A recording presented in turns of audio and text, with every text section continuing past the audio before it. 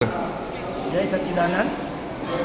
દાદા ભગવાન પરિવાર તરફથી આજે શ્રી કૃષ્ણ જન્મોત્સવનો મહોત્સવ યોજવામાં આવ્યો હતો અને એમાં અડાલજથી આવેલ અમારા આપતપુત્ર ભાઈઓ અને લોકલના બધા મહાત્માઓએ જે મહેનત કરી અને ભક્તિરસ જમાવ્યો અને બધાને ખૂબ આનંદ આવ્યો અને છેલ્લે મટકી ફોડમાં પણ અતિશય આનંદથી બધાએ ગરબા કરી અને રમઝટ ગરબાની જમાવી હતી. દર સાલે આ રીતે જ અમે અહીં કને પ્રોગ્રામ ગોઠવતા આવીએ છીએ અને દર સાલે વધુને વધુ પબ્લિક અહીં કને વધતી જાય છે. કેટલા લોકો જોડાયા હતા? આ જે સંસ્થા છે દર વર્ષે આવો કાર્યક્રમ કરતા હોય છે, ત્યારે આ સમગ્ર ભુજવાસીઓ અહીં જોડાતા હોય છે. શું કહેશો, કેવો આનંદ ઉત્સવ જોવા મળ્યો?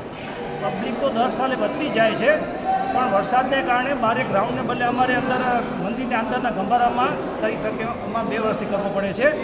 બહાર તો આખો ગ્રાઉન્ડ ભરાઈ જાય છે, લગભગ 2 થી 3 હજાર પબ્લિક હોય છે, પણ મંદિરની અંદરની કેપેસિટી 500 જણાની જ છે. એટલે 500-700 જણા અંદર બેસી શકે છે. બાકી બારે બધા પોડિયમમાં બેઠા હતા. આજે પણ 1000 થી 1500ની વચ્ચેની સંખ્યા થઈ ગઈ હતી. આ સાથે આવા કાર્યક્રમો અનેક બીજા કયા ધાર્મિક કાર્યક્રમો થતા હોય છે અહીંયા આપણે?